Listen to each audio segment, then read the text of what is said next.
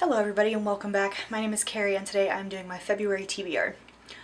I will post my January wrap-up shortly, but suffice to say I read enough in January that I'm just gonna absolutely go for it in February. I will also be posting a different TBR for Tome Topple because it just sounds like more fun, which occurs from February 7th to the 20th if I am not mistaken. I will leave Sam's from Thoughts on Tome's original video announcing it and her TBR linked down below, both in this video and my Tome Topple TBR. I realize this is going up February 2nd, but it's still the beginning of the month. Let's get into the books. These are in no particular order, they're just the order that I have them stacked next to me. The first one is The Assassin's Blade by Sarah J. Maas. I just want to reread this series. It feels like a good time to do it, and this is fairly short. It's also sort of the first book in the series being a kind of prequel, so this is a good one to start with. If you don't know what this is about, it is about a assassin. She is a extremely dangerous assassin, and you follow her in this really cool fantasy world. There are problems in this series, but as long as I acknowledge them, I can still enjoy the series, so I'm gonna start rereading it. Then we have Uncle Tom's Cabin by Harriet Beecher Stowe. Ooh, I gotta go find that one. This one is a classic, and to be honest, I really don't know what is going on in this book. All I know is that it's a classic, and people reference it when they talk about racism. It was apparently revolutionary in 1852 for its passionate indictment of slavery and its presentation of Tom, a man of humanity, as the first black hero in American fiction. Labeled racist and condescending by some contemporary critics, it remains a shocking, controversial, and powerful work. That's why. So that seemed like a good time to get to it. February is also Black History Month, and while I usually don't use it as any sort of push to read books about or by Black authors or main characters, this just sort of struck me as I want to read a classic, but not necessarily any drive to read one specific one, so this is the one I picked up. Speaking of Black History Month, I also want to read Children of Virtue and Vengeance by Tomi Adeyemi. Again, I don't usually use it as a push, but this year it actually is going to work out well because this gives me a very good reason to read this book. This is the sequel to Children of Blood and Bone. Almost said Blood and Virtue, that's not right. Blood and Bone. And it is a fantasy world where in the first book we follow our main character, Zelly, while she tries to bring magic back into this kingdom. I want to say based on Nigeria, but for the sake of West Africa being a very large chunk and Nigeria just a very small chunk of that, West African inspired.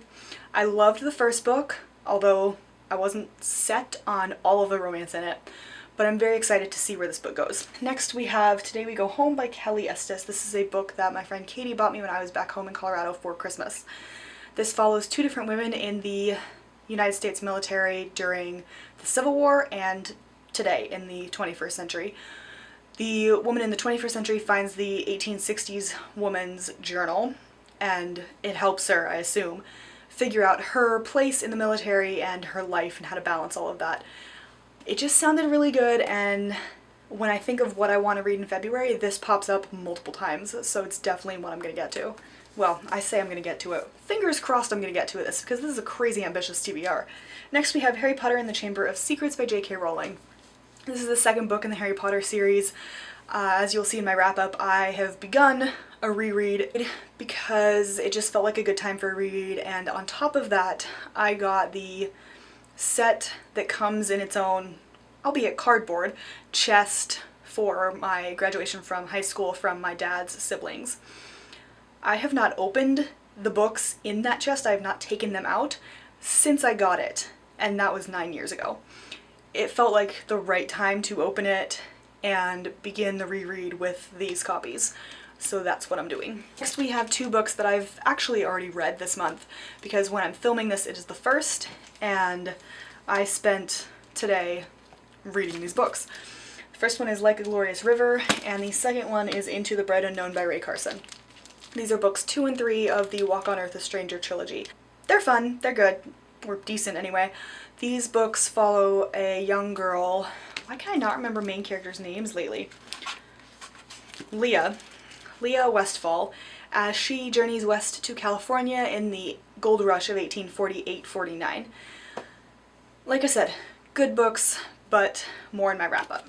Next we have City of Brass by S.A. Chakraborty. This is an Egyptian-inspired fantasy, or more specifically it is set in Egypt in the 17th or 18th century, and our main character encounters a djinn and things go from there. I've heard amazing things about this and I've wanted to read it for several months, but 2019 was not my year for TBRs. Hopefully this year is. January is looking pretty good, so I am planning on getting to this one in February. Next we have another series, and that is The Raven Cycle, which would be Blue Lily, Lily Blue, and The Raven King by Maggie Stiefvater. I've read books 1 and 2 in January, and am planning to have these 2 done within the first week or so of February. But they follow a group of 4 boys and a girl named Blue as they go on a hunt for a dead Welsh king named Owen Glendower. That's really about all you need to know. That's the basic synopsis. I definitely enjoyed the first book. The second book was decent, and I am looking forward to finishing the series and seeing what happens. Now we've got some nonfiction, starting with Gentlemen Scientists and Revolutionaries, The Founding Fathers in the Age of Enlightenment by Tom Shackman. This is about the Founding Fathers and their involvement in science, and I assume a little bit about how it influenced them in the founding of the States as a country. It sounds interesting, it's also very short, and it's one of my many library books out at the moment, so I would like to get it done sooner rather than later so that I can make my library book pile dwindle a little bit more. Yet another library book, Brave New Arctic by Mark C. Serres. This is a book about an Arctic expedition to discuss and examine climate change in the 1990s. It sounds interesting. I have been really into reading specifically nonfiction about any topic that I don't usually look into, which includes science and climate change, ever since I read Necrofauna and Sex and the Sea. So this definitely qualifies, and I'm excited to start it. Then you may see these gaps up here. It's because I'm reading this entire shelf, and I only have 3 books, now 2, left to have this shelf be entirely read. One of those books is The Wrath and the Dawn by Renee Audier. This is a 1001 Nights retelling. Couldn't think of the word. 1001 Nights retelling, but I think I've read an abridged version of the 1001 Nights and it was good, and I just really enjoy retellings of it. Since, again, this is on the shelf that I want done soon, this is one of those books. And the other of those books is Loki's Wolves by K.L. Armstrong and M.A. Marr. This is the first in a series, and basically it's similar to Percy Jackson in the sense that it's a demigod fighting Norse gods rather than Greek, which is where I think the main difference is. Also the authors, so I'm assuming that the personality coming through this and all of that is going to be different. Hoping so. But sounds pretty good. I'm always down to learn something new. And we just keep going, because I would also like to read Elizabeth I Inner Circle by Susan Doran. This is a nonfiction about Elizabeth I and many of the men closest to her, such as Cecil Lord Burleigh, Dudley, Walsingham, etc. I've had this for 5 years now, and it is well past time that I actually read this book. Then we have 1776 by David McCullough. I have been told many, many times by many different people to read a McCullough, and this is one of the shorter ones that he's written and that I own. So it is finally time for me to sit down and, at the very least, start a David McCullough this month. Another nonfiction, it is about the men and events. I say men because it's 1776, women are kind of erased. But of 1776 and the American Revolution, so sounds good. And the last book on my list is A Heart So Fierce and Broken by Bridget Kemmerer. This is the second in, I believe it's a duology, which is a Beauty and the Beast retelling, or at least starts out that way.